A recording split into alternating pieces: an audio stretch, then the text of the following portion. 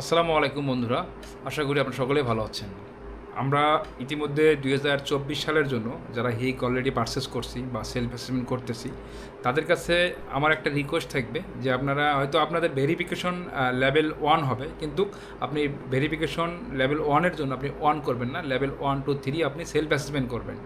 Self assessment যদি এখানে একটা আপনাদের একটা জিনিস আসলে আমি মনে হয় আপনি জানেন কি না, আমি যেটা জানি সেই জিনিসটা আপনাদের শেয়ার করতেছি। আপনি হিক মনে করেন যে আপনার হিকের 3টে লেভেল আছে, লেভেল 1, লেভেল 2, লেভেল 3। সেই ক্ষেত্রে লেভেল 1 বা লেভেল 2, লেভেল 3 আপনি দেখতেছেন যে আপনার ভেরিফিকেশন লেভেল 1 হচ্ছে, আপনি লেভেল 2 3 কেন করবেন? এত কষ্ট করার দরকার কি?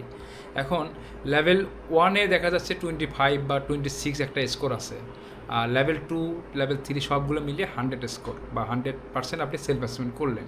এখন আপনি দেখা যাচ্ছে লেভেল 1 2 3 সেলফ অ্যাসেসমেন্ট করার পর 96, 97, 98% অথবা 100% আপনি